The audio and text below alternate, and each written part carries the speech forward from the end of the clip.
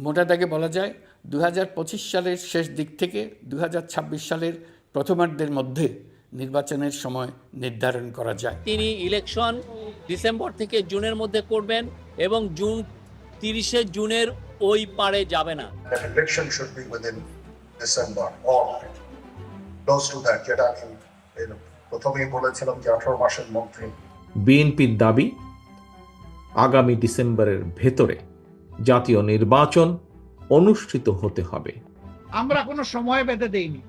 যদি সংস্কার শেষ হয়ে যায় তাহলে ফেব্রুয়ারির মধ্যভাগে এটা হতে পারে, আর যদি সংস্কারের ভিতরে শেষ না হয় আরেকটু সময় লাগে, এরপরেই যেহেতু রোজা শুরু হয়ে যাবে, রোজার পর হতে হবে।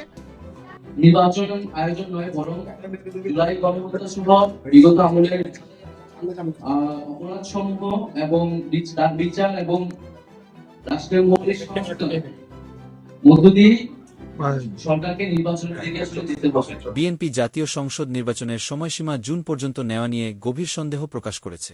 দলটি মনে করে নির্বাচন বিলম্বের জন্য পরিকল্পিতভাবে অজুহাত তৈরি করা হচ্ছে।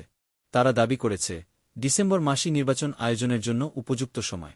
গত শনিবার প্রধান উপদেষ্টার সঙ্গে বৈঠকেও বিএনপি নির্বাচন নিয়ে সন্তুষ্ট হতে পারেনি এবং দ্রুত রোডম্যাপ ঘোষণার দাবি জানিয়েছে।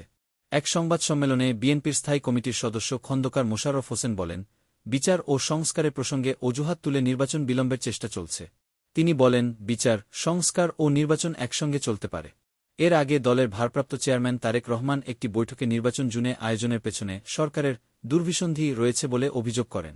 বিএনপি মনে করে জুনে নির্বাচন হলে রোজা, বর্ষা এবং পাবলিক পরীক্ষার কারণে পরিবেশ অনুকূলে থাকবে না। অতীতের অভিজ্ঞতা অনুযায়ীও ডিসেম্বর-জানুয়ারি নির্বাচন উপযুক্ত সময়। দলটি অবিলম্বে একটি নির্দিষ্ট নির্বাচনী রোডম্যাপ ঘোষণার আহ্বান জানিয়েছে।